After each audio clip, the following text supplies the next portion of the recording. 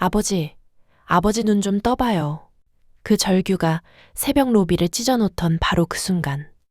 남편은 쓰러졌고 그 틈을 고성이가 삼켰습니다. 눈앞에서 남편이 죽어갈지도 모르는 그 순간. 그 여자는 기회다. 그렇게 생각했습니다. 안녕하세요. 드라마 깜빡입니다.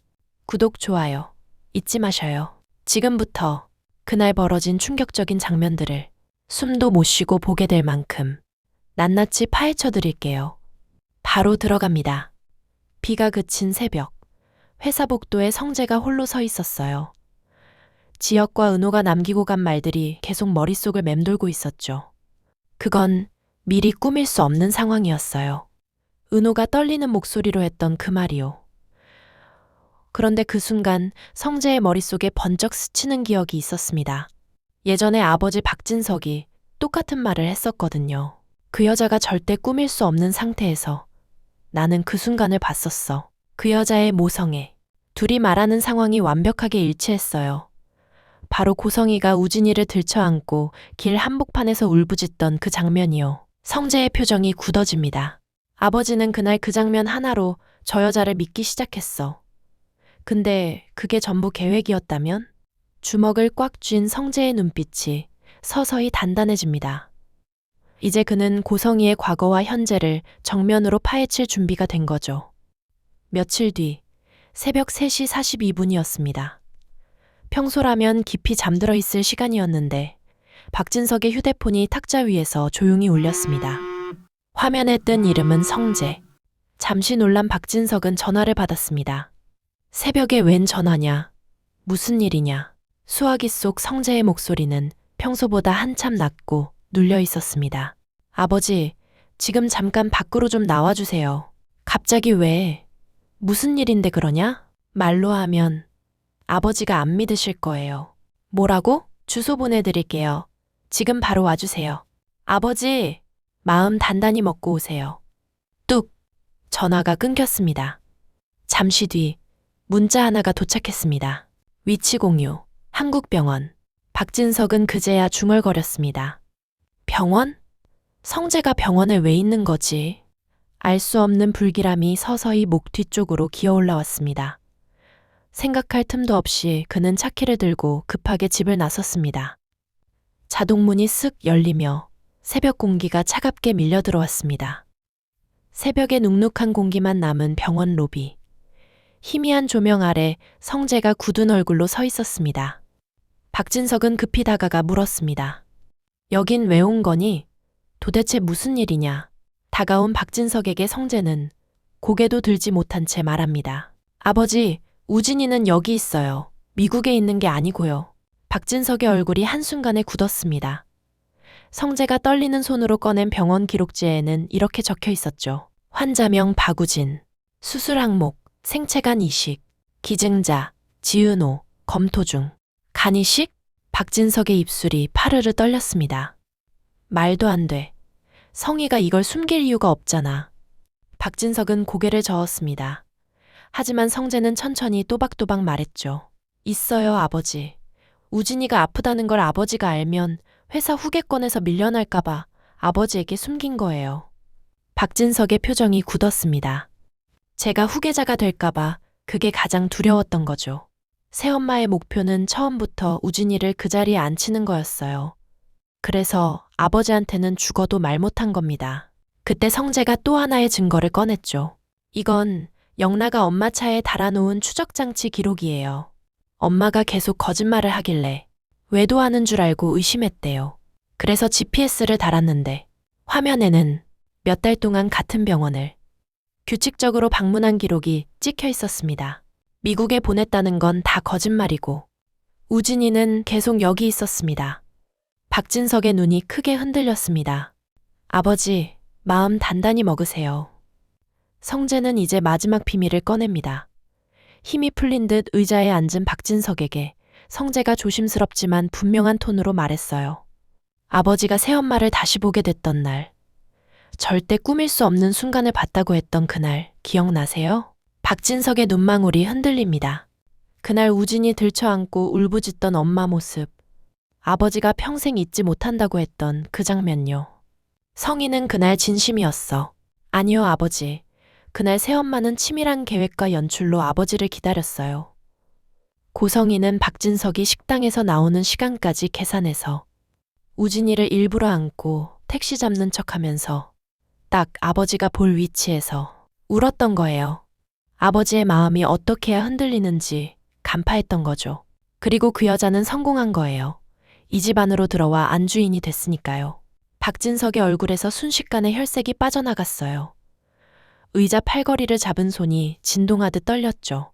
그럼 나는 평생 속은 거야. 네. 그렇게 속은 사람은 한 사람 더 있어요. 은호 씨요. 뭐?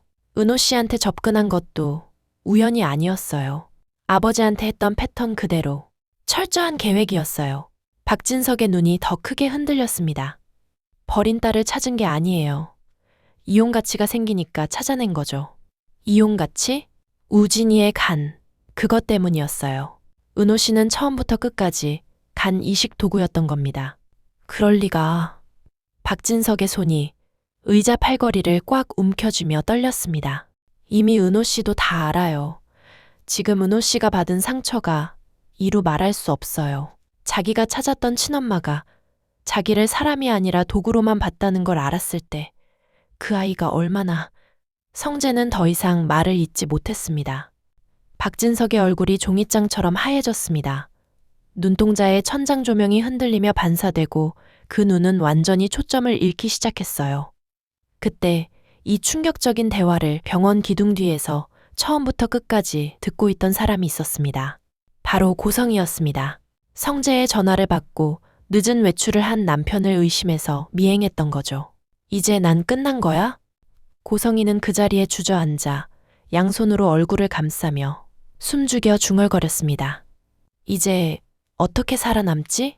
비틀거리며 일어나 힘없이 터벅터벅 출입구 쪽으로 걸어가던 그 순간 바로 그때였습니다.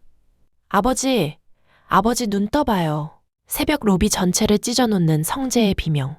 성희가 몸을 돌리는 순간 박진석의 몸이 크게 비틀리고 그대로 바닥에 쓰러지는 장면이 보였습니다.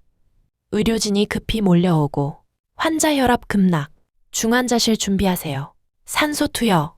그야말로 아비규환이었습니다. 간호사들이 급히 뛰어와 박진석을 중환자실로 옮겼습니다. 성재는 유리문 앞에서 더 이상 들어갈 수 없었어요. 두 손이 허공에서 떨리고 있었죠. 아버지, 제발 아버지. 그 모습을 복도 끝에서 성희가 멍하니 지켜봤습니다. 그리고 그녀의 눈빛이 또 한 번 바뀌었습니다.